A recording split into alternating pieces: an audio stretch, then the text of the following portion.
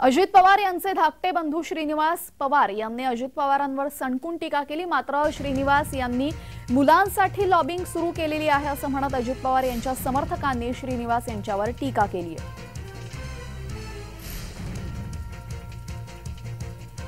श्रीनिवास पवार जे काय बोलले त्याबद्दल मी एवढंच म्हणेन की त्यांचं वक्तव्य अत्यंत दुर्दैवी त्या ठिकाणी आहे।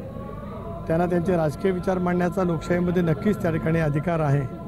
परंतु ज्या शब्दांमध्ये त्यांनी ते जे काय बोललेले आहेत ते अत्यंत दुर्दैवी त्या ठिकाणी आहे। दादांनी काही दिवसापूर्वीच बारामध्ये बोलत असताना सांगितलं की मला एकटं पडलं जात आहे, परंतु मला विश्वास आहे की दादा एकटे नाहीत। अख्खा बारामती मतदारसंघ दादांच्या पाठीमागे उभा आहे आणि महाराष्ट्रसुद्धा त्यांच्या पाठीमागे ठामपणाने उभा आहे। बारामतीमध्ये ज्या परिस्थिती तुम्ही समोर पाहताय आणि स्वाभाविकच फक्त एकट्या आदरणीय दादांना एकटं पाडायचा प्रयत्न केला जात आहे। याच्यातून ही दादा अतिशय यशस्वीपणाने शेवटी त्यांच्या नाव अजित आहे त्याच्यातनं अतिशय यशस्वीपणाने ते बाहेर येतील, कारण शेवटी मनात दादा आहेत आणि म्हणूनच एवढ्या सगळ्यांनी भीती घेतलेली आहे।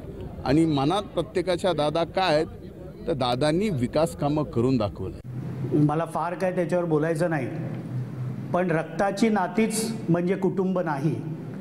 2 जुलैला ज्यावेळेला माननीय अजितदादा पवार साहेबांनी वेगळी राजकीय भूमिका घेतली त्यावेळेला महाराष्ट्रातील तमाम आम्ही राष्ट्रवादीचे कार्यकर्ते त्यांच्यावर विश्वास ठेवून त्यांच्याबरोबर त्या भूमिकेशी संलग्न होऊन आम्ही देखील कुटुंब म्हणून माननीय अजितदादांबरोबर उभे राहिलो।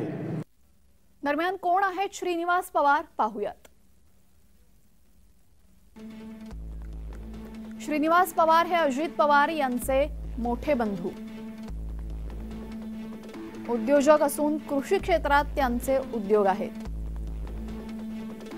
त्यांचा शरयू समूह अनेक कंपन्या चालवतो। व्यवसायाची सुरुवात ऑटोमोबाईल डीलर म्हणून त्यांनी केली।